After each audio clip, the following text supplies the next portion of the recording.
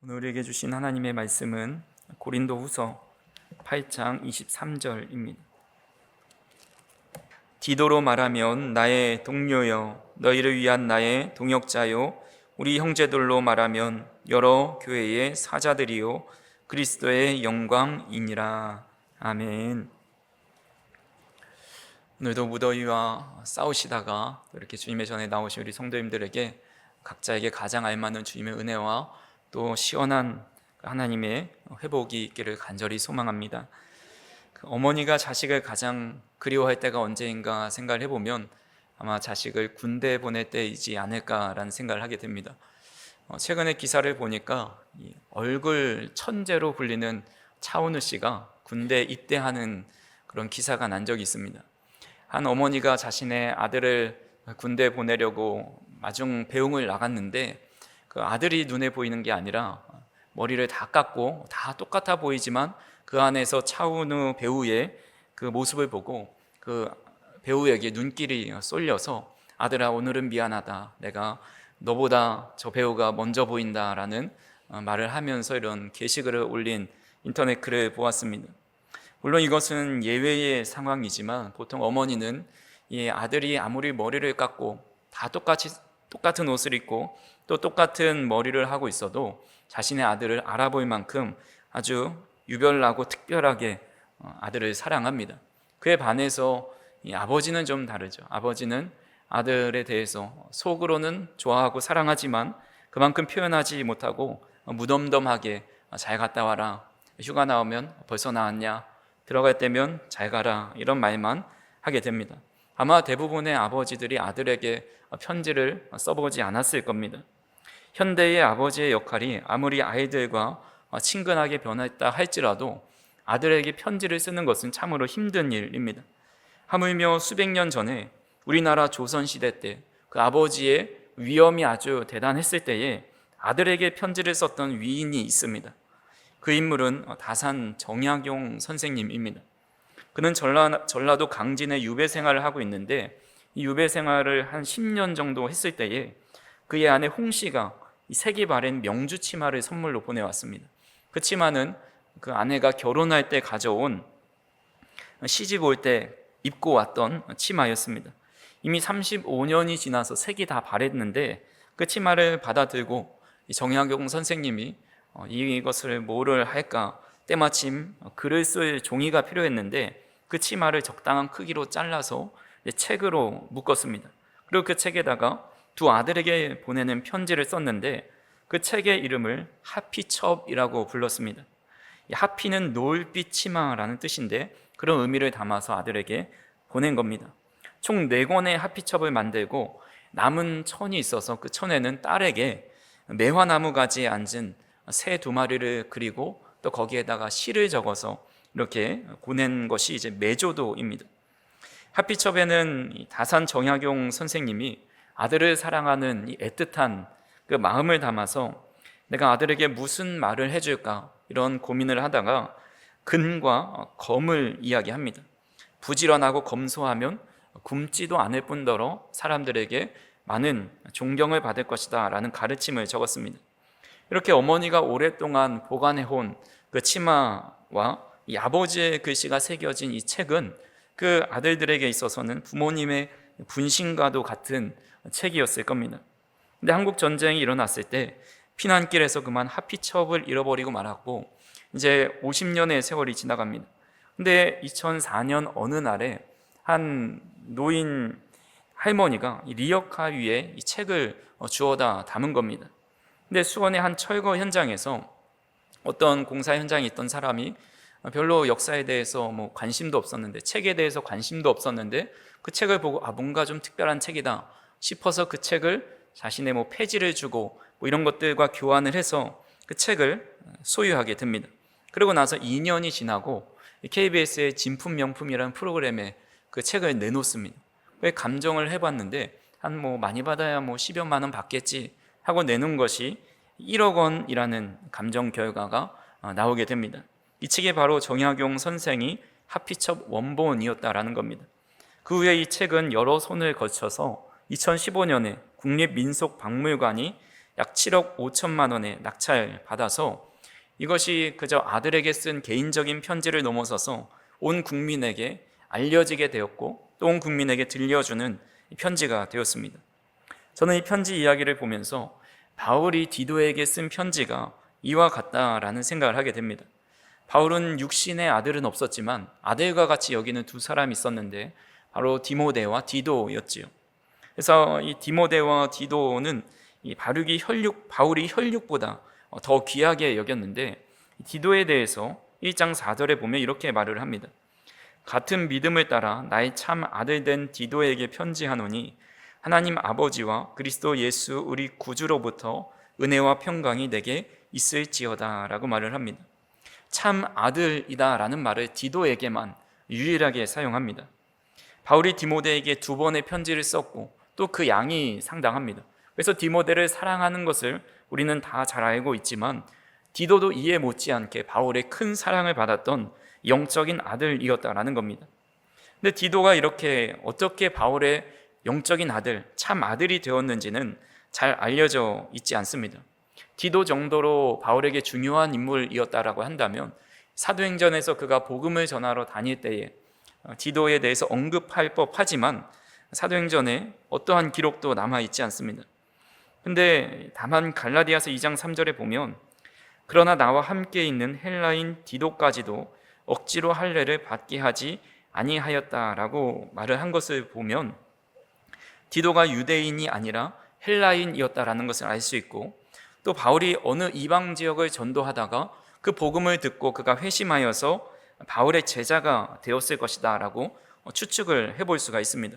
그래서 바울과 가까이 지내면서 누구보다 바울을 따랐고 바울도 그를 특별히 아껴서 너는 나의 영적 아들이다 라고 여겼다라는 것입니다.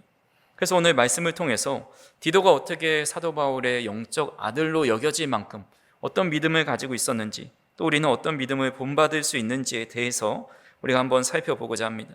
첫 번째로 디도는 바울이 믿을 만한 동료이자 동역자였습니다. 오늘 본문 말씀을 다시 한번 같이 읽어보겠습니다. 디도로 말하면 나의 동료여 너희를 위한 나의 동역자요 우리 형제들로 말하면 여러 교회의 사자들이요 그리스도의 영광이니라. 아멘. 사도 바울은 여러 지역을 다니면서 전도를 한 순회 전도자였습니다. 그가 가장 오래 머문 지역이 에베소에서 3년이고 고린도 지역에서 1년 6개월입니다. 그리고 나머지 지역은 보통 길어야 몇 개월, 짧으면 며칠 정도 있다가 다른 지역으로 이동했습니다.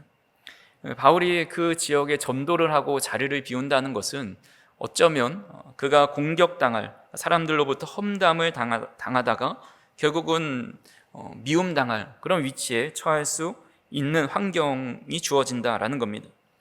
웃기고도 좀 슬픈 이야기지만 여건이 되는 어떤 교회들은 담임 목사에게 안식년을 줄 때가 있습니다. 짧게는 7년, 길게 10년, 20년 단위로 그동안 수년 동안 수고하셨으니 1년 동안 어디 가셔서 좀 마음도 좀 쉬시고 몸도 좀 쉬시고 또 영적으로 충전하셔서 우리에게 다시 오셔서 또 그 힘을 가지고 목회해달라는 마음으로 취지로 1년 동안 이렇게 쉬라고 하는 겁니다. 하지만 목회자가 이 이야기를 들을 때 마냥 좋지만은 않다고 합니다. 본인이 없는 1년 동안 이 교회 안에서 어떤 일이 일어날지 모르는 겁니다. 1년 동안 그동안 자리를 비우면 그 영향력이 현저히 줄어들고 또 과거에 서운했던 사람들이 또 흠을 잡으면서 그것이 수면 위에 올라오고 또 목회에 더 큰 어려움을 겪을 수도 있다고 생각이 들기 때문입니다. 그래서 1년은 좀 부담되고 한 3개월만 다녀오겠다라고 이야기하면서 다녀오는 분도 있다고 합니다. 그러니까 아무리 교회에 담임을 하고 있는 목사라도 1년 동안 자리를 비우면 그 영향이 상당히 줄어듭니다. 마찬가지로 사도 바울이 아무리 뛰어난 영적 지도자였다 할지라도 모든 성도가 바울과 같은 그런 믿음과 신앙을 가진 사람들이 아니었습니다. 그가 없는 자리에서 다른 지도자가 일어나서 바울의 단점과 험담을 이야기하기 시작하면 처음에는 우리 바울 사도께서 절대 그럴 리 없다라고 하지만 그 이야기를 계속 듣다 보면 결국에는 바울의 반대편에 서게 되는 겁니다. 그런 교회 중에 하나가 고린도 교회였습니다. 바울이 고린도 교회를 얼마나 사랑했습니까? 고린도전서 4장 15절에 이렇게 말씀합니다. 그리스도 안에서 일만 스승이 있으되 아버지는 많지 아니하니 그리스도 예수 안에서 내가 복음으로써 너희를 낳았다라고 말을 하고 있습니다. 또한 고린도 후서에 보면 너희를 향하여 넘치는 사랑이 가득하다, 충만하다라는 이야기까지 합니다. 하지만 고린도 교회에서는 바울을 배척하고 오해하고 그의 가르침에 대해서 의문을 품게 됩니다. 그때 바울이 내가 너희에게 가겠다라고 말을 하지만 그 약속을 지키지 못합니다. 그래서 더 그 갈등의 골이 깊어지자 바울은 고린도 교회에 편지를 써서 보냅니다. 그럼에도 불구하고 고린도 교회에 아무런 반응이 없죠.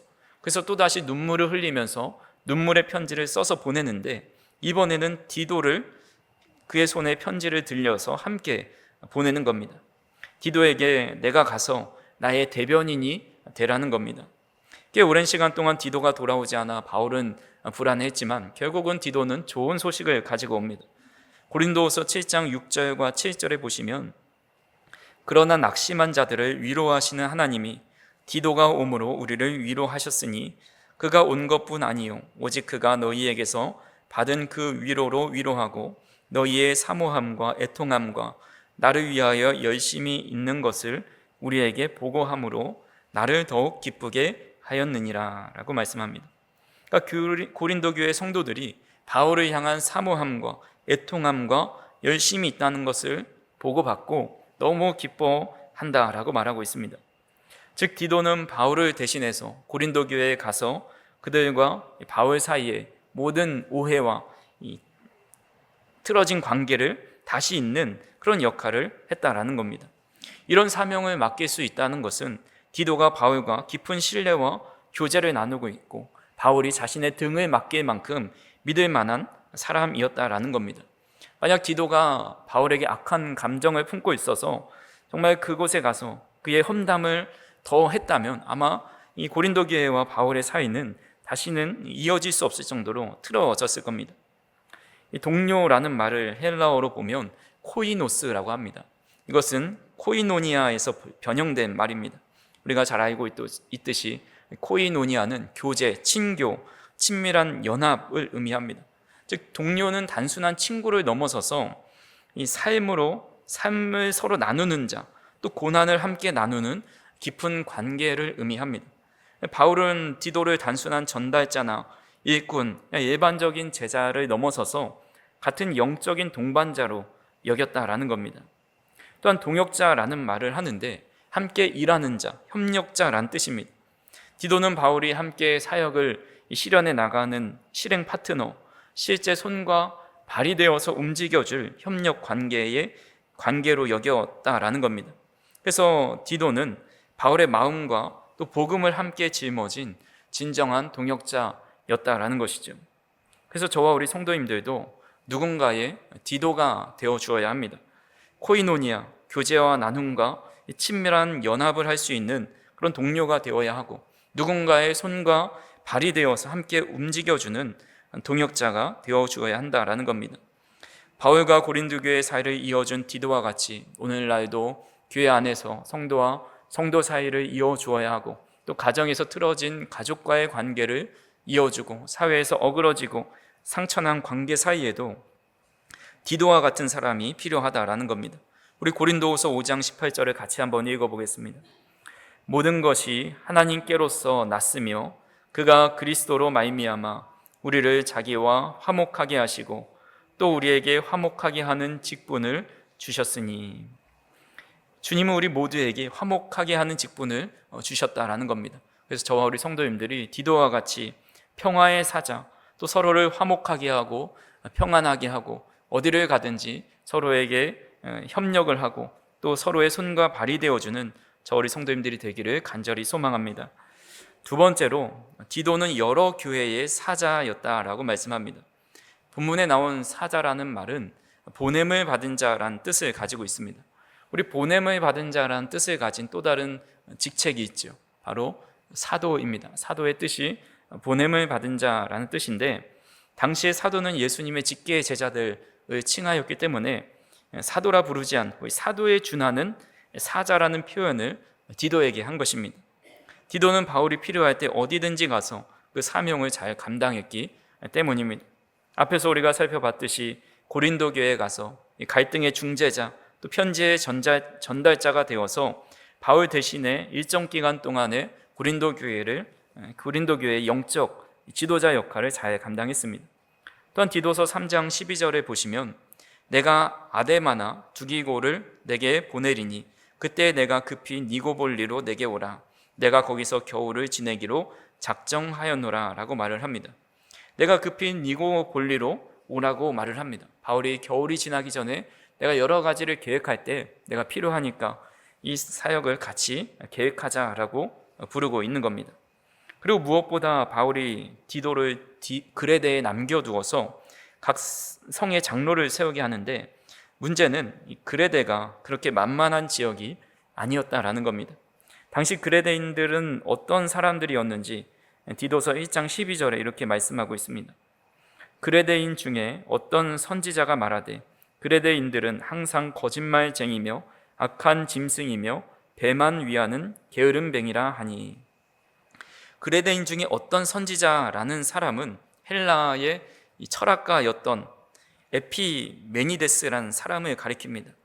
이 사진을 하나 보시면 그의 인물이 이렇게 나와 있는데 그 사람은 BC 6세기에 자신이 그레데인이다라고 말을 하면서 그레데인들에 대한 평가를 내린 겁니다.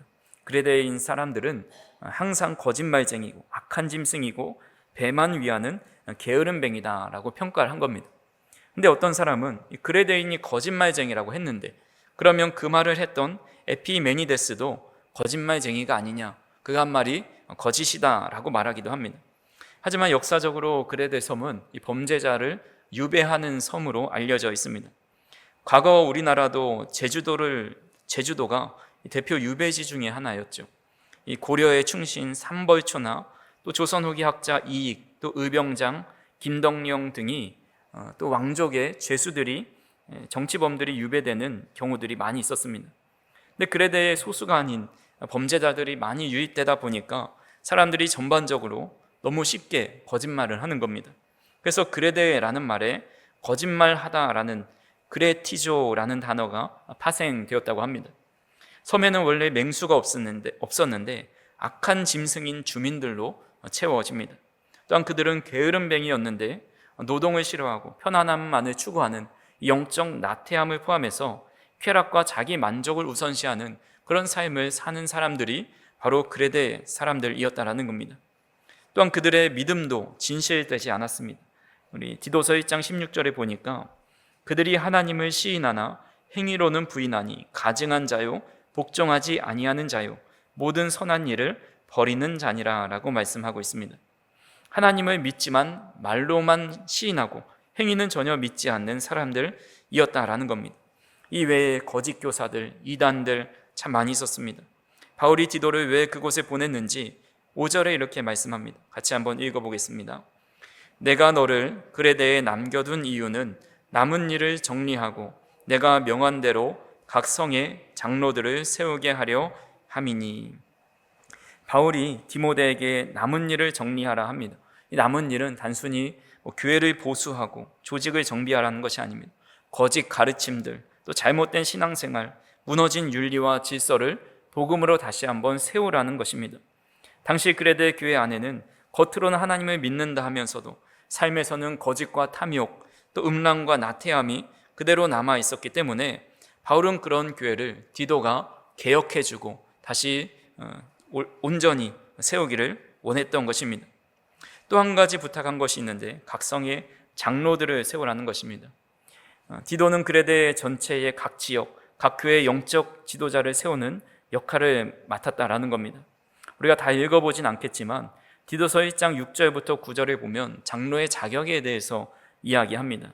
이 중요한 것은 바로 하나님의 말씀을 그대로 지켜야 하고 바른 교훈을 지키는 사람, 하나님의 뜻대로 살아가면서 책망할 것이 없는 사람을 장로로 세우라고 이야기합니다. 근데 우리가 앞서 살펴본 대로 그레데에 있는 사람들은 거짓을 일삼고 악한 짐승이고 또 게으름뱅이였습니다. 심지어 하나님을 시인했지만 행위로는 전혀 그런 시인에 맞지 않는 그런 삶을 살아가는 사람들이었습니다. 그런 사람들을 바로 세우고 또 장로를 세우는 것은 정말 어려운 일입니다. 바울이 그레데 사람들이 어떤 사람인 줄 알고 있었음에도, 사람 세우는 일이 어떤 일보다 힘든 것임을 알고 있었음에도 불구하고 디도에게 이 일을 맡긴 이유가 무엇일까요? 고린도전서 10장 13절에 이렇게 말씀합니다. 같이 한번 읽어보겠습니다. 사람이 감당할 시험 밖에는 너희가 당한 것이 없나니 오직 하나님은 미쁘사 너희가 감당하지 못할 시험 당함을 허락하지 아니하시고 시험 당할 즈음에 또한 피할 길을 내사 너희로 능히 감당하게 하시느니라. 아멘. 바울이 그레데와 같이 험난하고 타락한 목회 현장에 누군가를 보내야 한다면 이것을 아무에게나 맡길 수 없었을 것입니다. 아마 깊은 고민을 하다가 딱 떠오른 사람이 바로 디도였을 것입니다. 그는 거짓 교훈이 만연하고 또 삶과 신앙이 분리된 땅에서 복음을 질서로 세우고 바울의 영적 유산을 이어갈 수 있을 것 같다. 그러니까 감당할 시험을 주시는 하나님께서 감당할 사람에게 그 시험을 주는 것 같이 이 디도에게 그가 이것을 다 감당하고 바르게 세울 수 있을 것이다 라는 그 믿음이 있었기 때문에 디도를 보냈다라는 겁니다. 바울이 디도를 여러 교회의 사자로 보낸 것처럼 하나님께서 우리를 이 땅의 사자로 보내셨습니다. 디도에게 그레데가 주어졌듯이 우리에게도 가정이라는 그레데, 또 직장이라는 그레데, 세상이라는 그레데가 주어졌습니다. 거짓이 만무하고 또 진리가 무시되고 사람들의 입술로는 하나님을 시인하지만 삶으로 부인하는 이 시대 가운데 하나님은 우리가 복음의 전달자, 복음에 합당한 삶의 본을 보이는 자로 부르셨다라는 겁니다. 그래서 세상이 아무리 거칠고 힘들어도 하나님은 우리의 삶에 감당하지 못할 시험을 허락하지 않으십니다. 오늘 내게 주어진 자리가 때로는 부담스럽고 또 어떤 일들이 버겁더라도 주님은 그 일을 우리가 감당할 수 있고 또 그 일을 해낼 수 있기 때문에 그 자리에 우리를 사자로 보내시고 하나님의 복음의 사역을 감당케 하신다라는 사실을 믿음으로 우리도 디도처럼 진리를 세우고 또 사랑으로 품고 하나님께서 맡겨주신 그 남은 일을 마치는 주님의 사자가 될 수 있기를 주님의 이름으로 축원합니다. 마지막으로 디도는 그리스도의 영광이 된 사람입니다. 성경은 디도의 사역 이후에 그레데 교회가 어떤 성장을 이루었는지를 잘 나타내고 있진 않습니다. 구체적인 말씀이 없지요. 하지만 역사적으로 보면 오늘날 그레데 섬의 주민의 약 95%가 그리스 정교의 세례를 받았다라고 합니다. 또한 그들의 삶의 문화, 결혼이나 장례, 교육, 공공질서 속에서 기독교적 전통이 깊이 뿌리 내려 있다고 합니다. 디도가 그렇게 복음을 전하기 어려운 척박한 섬에서 복음을 효과적으로 전하고 또 교회를 정비하고 장로를 세워서 그리스도의 영광된 모습을 드러낼 수 있었던 이유가 무엇일까요? 구체적인 이유는 알 수 없지만 디도서의 여러 성경 구절을 통해서 그의 믿음과 행함의 일치 때문이다라는 것을 알 수가 있습니다. 디도서 전체에 바울은 반복적으로 이야기하는 것이 건전한 교훈, 또 건전한 행실, 진리와 삶의 일치를 이야기합니다. 대표적으로 디도서 2장 7절에서 8절을 같이 한번 읽어보겠습니다. 범사에 내 자신이 선한 일에 본을 보이며 교훈에 부패하지 아니함과 단정함과 책망할 것이 없는 바른 말을 하게 하라. 이는 대적하는 자로 하여금 부끄러워 우리를 악하다 할 것이 없게 하려 함이라. 아멘. 바울은 디도에게 남들에게 가르치기 전에 먼저 너 자신이 본이 되라 말하고 있습니다. 즉 디도의 가르침은 이 삶과 일치된 복음의 실천이었기 때문에 권위가 있었고 거짓말쟁이, 악한 짐승의 또 게으른 자들에게도 그레데와 같은 사람들도 그런 디도의 진실성 있고 권위 있는 말씀에 변화되어서 그런 아름다운 공동체 또 믿음으로 하나 된 그런 섬을 이룰 수 있게 되었다라는 겁니다. 빌리 그레이엄 목사님은 우리나라에 여러 차례 오시고 아주 세계적으로 유명한 부흥사입니다. 이 목사님은 99년을 사시면서 30권의 책을 저술했고 또 12명의 대통령에게 영향을 미쳤습니다. 수억 명에게 복음을 전했습니다. 그래서 이분이 세상을 떠나기 전까지 세계에서 영향력을 미치는 가장 위대하고 존경하는 분 3위 안에 꼭 들어갔던 인물입니다. 그가 살아계실 때 어떤 파파라치 한 사람이 이 빌리 그레암 목사님의 흠을 잡으려고 계속해서 10년 동안 목사님을 쫓아다니면서 사생활을 엿듣고 또 도청하고 엿보고 사진을 찍고 염탐했습니다. 이분은 주로 유명한 사람들을 쫓아다니면서 그런 스캔들을 밝혀내는 사람인데 10년 동안 쫓아다니다가 그 사람이 지쳐서 이런 고백을 했다고 합니다. 나는 10년 동안 빌리 그레암 목사님을 쫓아다녔지만 그의 삶에 있어서 어떤 점이나 흠을 찾아본 적이 없었다라는 고백을 합니다. 빌리 그레암 목사님은 정직, 청렴, 성결, 겸손을 행령강령으로 삼습니다. 그렇게 명성이 높은 목사라 할지라도 늘 겸손하였고 늘 하나님 앞에 교만하지 않기를 늘 기도하였습니다. 그러면서 이런 고백을 합니다. 나는 위대한 설교자가 아니며 내가 위대한 설교자라고 주장하고 싶지도 않다. 나는 위대한 설교를 많이 들었으며 나도 위대한 설교자 중에 한 사람이 되고 싶었다. 나는 평범한 설교자며 내가 알고 있는 가장 좋은 방법으로 복음을 전하고 있다라고 말씀했습니다. 그러니까 사람들이 볼 때 너무나도 위대한 훌륭한 설교자라 하지만 본인 스스로 그 교만의 늪에 빠지지 않기 위해서 난 늘 평범한 설교자, 어떻게 하면 복음을 가장 좋은 방법으로 전할 수 있을까만 고민했던 분이라는 겁니다. 이렇게 한결같은 마음으로 복음을 전했기 때문에 우리나라에서도 1973년 서울 전도대회가 여의도에서 개최되었을 때에 약 110만 명의 성도들이 모였습니다. 이 집회를 통해서 하나님께 쓰임받고 싶다는 소명을 받은 사람들이 일어나서 목사가 되고 선교사가 되고 또 변화된 신앙을 갖는 참 신앙인이 되었습니다. 이것이 실제 한국이 세계 2위의 선교사 파송국이 되는데 큰 영향을 미쳤고 또 한국 역사에 결정적인 영적 도약을 하는 촉매제가 되었습니다. 섬마을의 전도자로 불린 문중경 전도사님이 있습니다. 그분은 단지 입으로만 복음을 전한 분이 아니라 그녀는 자신의 발로 이 전라남도의 여러 섬을 다니면서 삶으로 복음을 전하고 또 많은 사람들에게 도움을 주었던 분입니다. 그래서 누구보다도 복음에 많은 열매를 맺었는데 그분은 총에 맞아서 일본 순경으로부터 총에 맞아서 순교할 때에 결국 순교하였는데 그때 장례를 치를 때에 추모 인파가 백범 김구 선생의 장례식에 참여한 사람보다 그 행렬이 더 길었다라고 할 정도로 많은 사람들이 그녀를 통해서 예수님을 만나게 됩니다. 신안 증도에 가면 문중경 전도사 순교 기념관이 있습니다. 그 앞에 순교 기념비가 있는데 거기에 큰 글자로 우리는 당신을 사랑합니다 라는 글자가 새겨 있고 그 뒤에 그분이 어떤 삶을 살았는지 잘 알려주는 추모글이 있습니다. 저들이 기쁘면 당신은 미소로 웃음이 되고 저들이 울면 당신은 눈물이 되어 흐르고 저들이 헐벗으면 당신은 한 벌 옷이 되어 입히고 저들이 발벗으면 당신은 한 켤레 신이 되어 신기고 저들이 어두우면 당신은 빛이 되어 눈뜨게 하고 저들이 배고프면 당신은 밥이 되는 바보 목자 저들이 병들면 당신은 몸으로 약이 되신 성녀여라는 그 글이 있습니다. 이 글에서 느껴지는 그분의 삶의 모습을 살펴볼 수 있습니다. 한마디로 정의하면 그분의 삶은 복음을 말로 전한 것이 아니라 삶으로 전했다라는 겁니다. 믿음과 삶의 일치를 통해서 복음이 전달될 때에 그가 전하는 복음을 통해서 많은 사람들이 변화되게 되고 또 그 변화됨을 통해서 그리스도께 영광을 올려드리는 삶을 살게 된다라는 겁니다. 사도 바울은 로마서 12장 1절에서 이렇게 말씀합니다. 너희 몸을 하나님이 기뻐하시는 거룩한 산 제물로 드리라.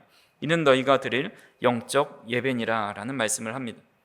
디도의 신실한 목회, 믿음의 사람들의 복음 전파와 순교가 모두 하나님 앞에 드려진 예배였습니다. 그 삶 전체가 그리스도를 닮은 그리스도의 영광을 나타내는 삶이었습니다. 그래서 저와 우리 성도님들도 삶으로 복음을 전하는 자가 되셔서 하나님이 가장 기뻐하는 사람, 그리스도를 가장 많이 닮은 사람, 또한 그리스도의 영광을 드러내는 그런 믿음의 사람들이 다 되실 수 있기를 주님의 이름으로 축원합니다.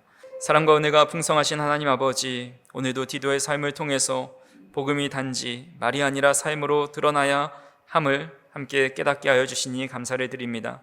믿음과 행함이 일치된 삶을 통해서 하나님이 영광이 드러난다라는 사실을 깨닫게 하여 주시고 우리 각자에게 맡겨주신 그레데와 같은 사명의 자리에서 두려워하지 않고 피하지 않고 담대히 살아갈 수 있도록 인도하여 주시옵소서.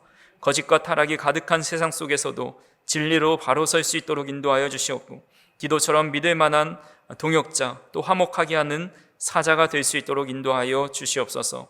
오늘도 우리의 말과 행실을 통해서 예수 그리스도의 향기가 전해질 수 있도록 인도하여 주시고 오늘도 주님이 기뻐하시는 거룩한 산 제물로 드리는 삶이 될 수 있도록 인도하여 주시옵소서.